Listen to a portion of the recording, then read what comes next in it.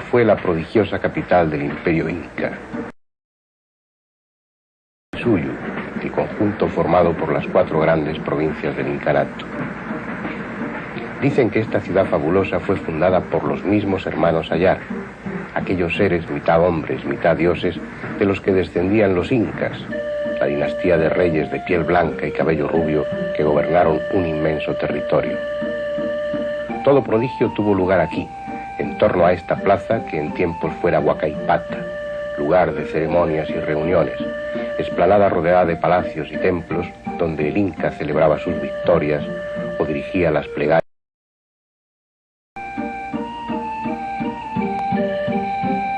Hasta que un día, el 15 de noviembre de 1533, Cuzco, el ombligo del imperio conquistado por los incas, conoció a su vez otros conquistadores, esta vez venidos de muy lejos. Y los dioses, los viejos dioses, cedieron su lugar a otro dios igualmente viejo que empezó a venerarse en templos nuevos, edificados a su vez sobre antiguos templos y palacios incas. Así, la iglesia del Triunfo fue construida sobre el Sunturbasi, la casa de armas del Inca, donde los conquistadores sufrieron asedio y a punto estuvieron de ser vencidos por Manco Cápac II. Dicen que el apóstol Santiago y la misma Virgen María vinieron a resolver la cuestión. Incluso hay una inscripción en la fachada de la iglesia en la que se asegura que ahí puso la planta de sus pies la Virgen María, decidiendo con su presencia el curso de la contienda.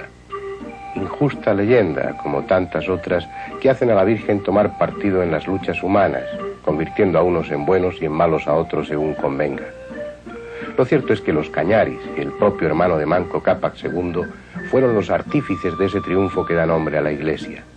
Esa fue la decisiva ayuda que recibieron los conquistadores, no la de la Virgen o Santiago, que no estuvieron sino en la imaginación de algún exaltado cronista.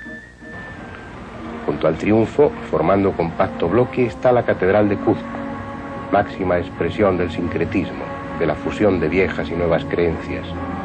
Bajo sus bóvedas existen multitud de leyendas, imágenes milagrosas, cortejos de aparecidos, cauces para una fe sin medida, desbordada, que alcanza límites espectaculares en la procesión del Corpus Christi.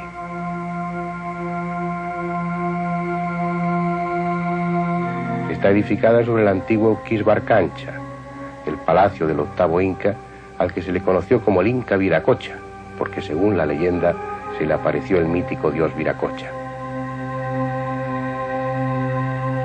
Y en esa catedral, edificada con tantas leyendas como piedras, se guarda un Cristo singular, al que los cusqueños hicieron depositario de sus esperanzas, el último recurso de los desamparados.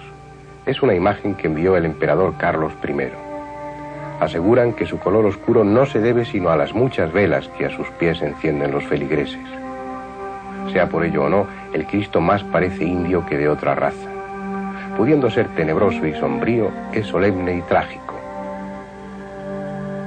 despertando la devoción del pueblo como ninguna otra imagen de las que allí se conservan.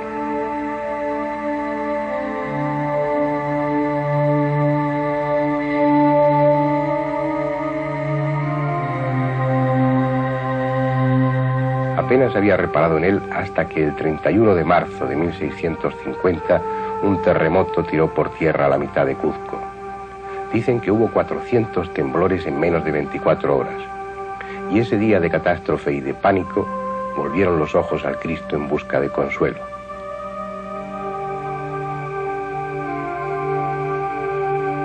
Fue a él a quien sacaron varios días en procesión para detener los seísmos, y estos cesaron.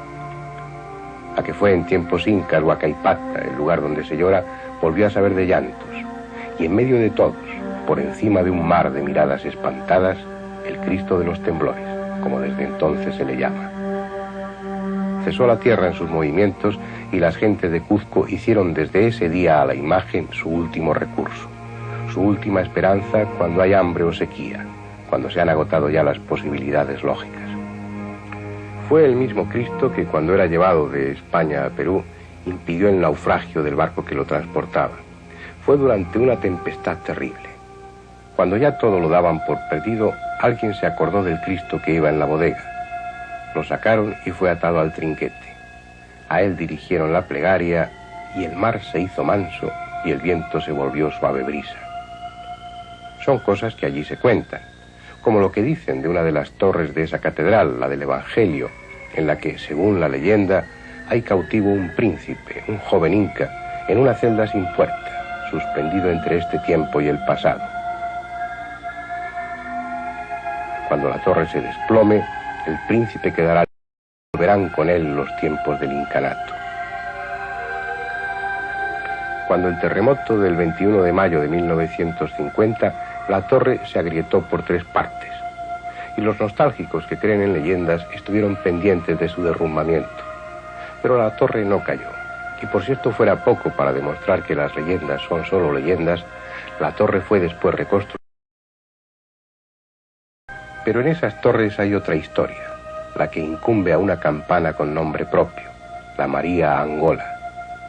Una campana que fue Ñusta, princesa de la Aurora, la hermosa Illairi, convertida en bronce que a veces canta y a veces llora, según le vayan las cosas a las gentes de Cuzco.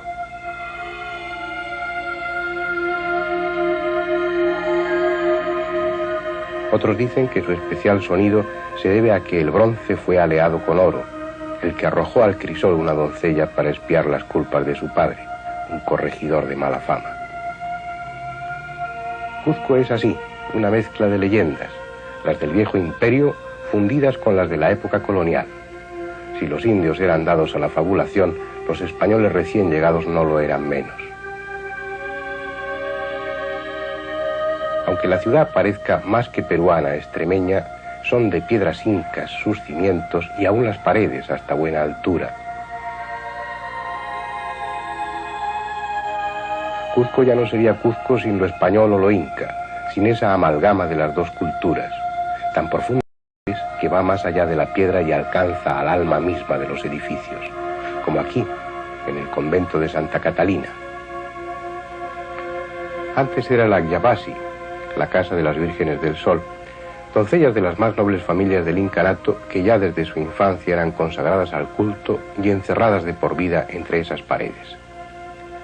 Aquí tejían la finísima ropa destinada a los sacrificios y la que usaba el inca en sus ceremonias. Aquí, ajenas al resto del mundo, hacían el sanku, el pan ácimo que se consumía en el Inti Raymi, o la aca, la bebida fermentada que el inca ofrecía al sol. Con la conquista, las Vírgenes del Sol abandonaron su casa y, curiosa o fatalmente, la vinieron a ocupar en 1601 las monjas de Santa Catalina, que igual que aquellas, se encerraron en clausura, se consagraron a su dios, tejieron otras telas y fabricaron otro pan y otra bebida para otras ceremonias, como si en el fondo nada hubiese cambiado.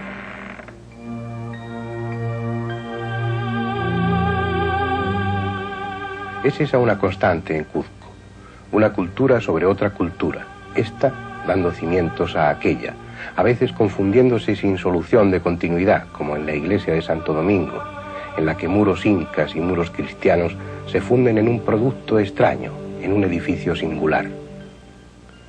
Un templo engarzado en otro templo, un dios sustituyendo a otro dios, y aún este a otro anterior, porque la iglesia de Santo Domingo se construyó sobre un templo inca, el fabuloso Coricancha, que a su vez fue construido sobre un santuario chapanata. Es el destino de los dioses, a veces menos eternos que las piedras de sus templos. Lo que queda del Coricancha, el templo del Sol Inca, en nada recuerda su extraordinario aspecto, la deslumbrante riqueza que aquí se acumuló.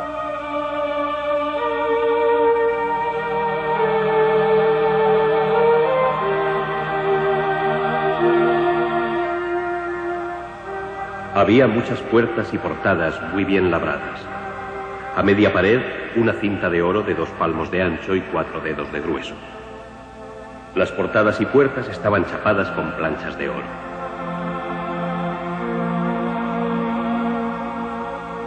Más adentro estaban otras casas, no muy grandes, labradas de esta manera, y las paredes de dentro y fuera chapadas de oro, y lo mismo el enmaderamiento.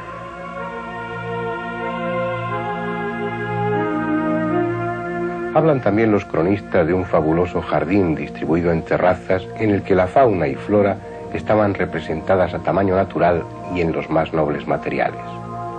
Mayales de oro, llamas de oro y de ese metal. Y así debió ser, porque cori significa oro labrado y cancha se traduce como lugar cercado, encerrado entre muros, por lo que coricancha equivale a lugar cercado donde está el oro. Lo que se corresponde con la tremenda importancia espiritual que tuvo para el Inca, pues si Cuzco era el ombligo del mundo que ellos conocían, el Coricancha era el centro místico, el lugar sagrado por excelencia de Cuzco, lo que era tanto como decir el centro espiritual del mundo. Su origen se atribuye a los míticos hermanos Ayar, los fundadores de la dinastía Inca, pero el Coricancha que conocieron los conquistadores y que en parte se conserva dentro de Santo Domingo es obra del Inca Pachacútec, el gran reformador y urbanista del Perú precolonial. Él fue quien engrandeció Cuzco y le dio estructura de ciudad, y fue también quien dispuso que la capital del imperio tuviese un templo como nunca